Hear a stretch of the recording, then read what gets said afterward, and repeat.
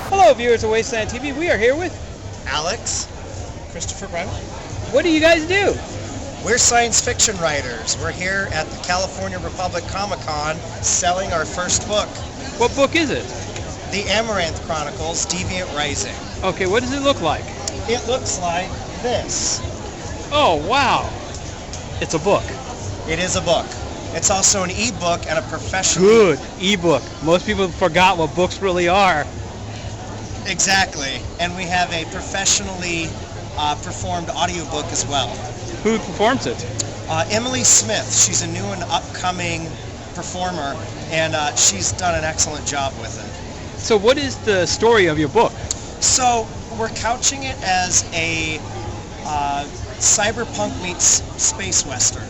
Okay. So the cyberpunk people are kind of in charge, and they have a piece of technology that everybody has to use, but gives insight into what the users are thinking.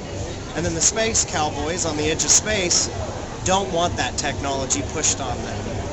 Our main character is a woman named Lithia, who isn't a cyborg or an assassin or anything like that. She's just a girl that's from the city of San Francisco who just kind of gets swept up into this whole thing. So how long did it take you to write this? How long have we been telling? About 10 years? At least. At least 10 years. So did this start as a role-playing game for you at a tabletop level, or was it a real idea that you guys came across?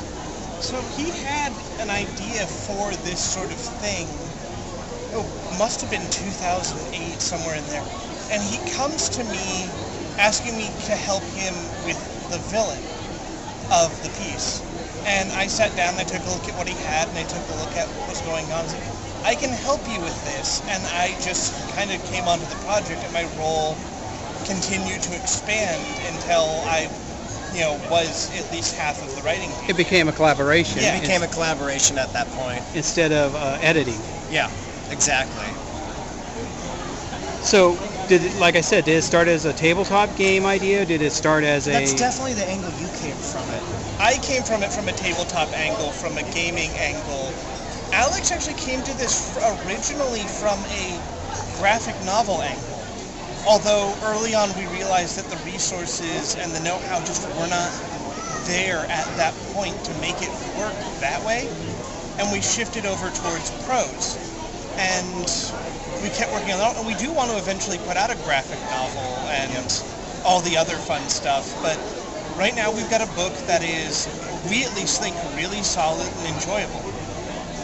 So, what do you think about it? I love it. Is it different than your original idea? It's interesting. It's interesting because we actually had the ending from the beginning before we knew how to get to the ending. So I would say it did adhere to our original idea, and the characters, from the beginning, the characters were very clear to us. It took us so long to get here because it was like, how do we get to the ending that we've already envisioned with the characters that have been with us since the beginning of it? We had the idea for Lithia. That was the first character we had. Yeah, Lithia was early. We knew we needed to tell us a science fiction story, and we weren't even necessarily thinking from like a strong female perspective. We just said, there's not a whole lot of women who have lead roles in science fiction, unless they're a cyborg or an assassin or something like that. It's like, what about just a normal I thought you were going to say person? they look like 7 of 9. Say what? Look like 7 of 9. Right, exactly, or look like 7 of 9. She's a cyborg, yes, but we completely forget about that by the way Jerry Ryan looks. Yeah, exactly, and that really wasn't what we were like, what about a normal 25-year-old girl living in future San Francisco who gets swept up into this drama, who has no business being there? Also, too, your age is older than most characters today. Oh, yeah. So we have our ensemble cast, there's really two groups. We have the older movers and shakers, Cade, Xander, who are kind of on the different sides of this, one on the Space Cowboy side, one on the cyberpunk side. And then we have the younger cast that are all about 25 years old.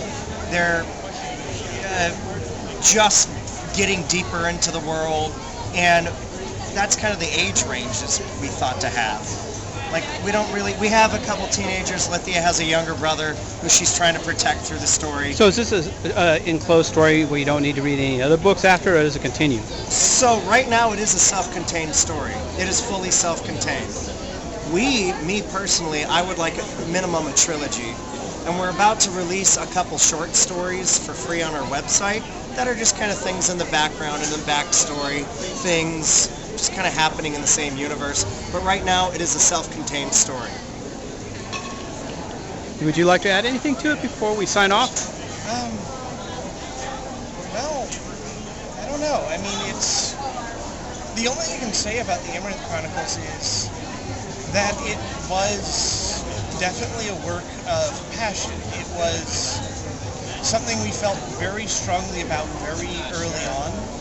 It's something that we've spent a ridiculous percentage of our lives trying to bring this story into the world for people.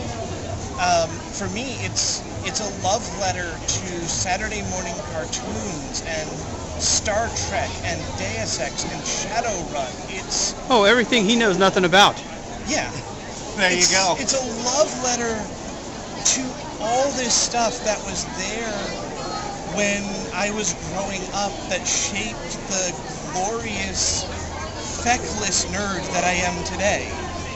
Wow, that's impressive. I've heard, you hear that in a lot of interviews about stuff like that, that people are influenced because of that stuff, a certain genre.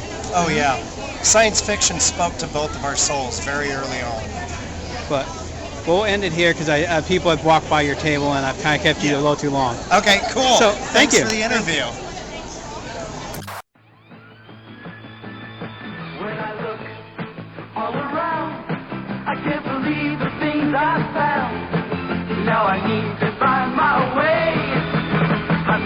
I must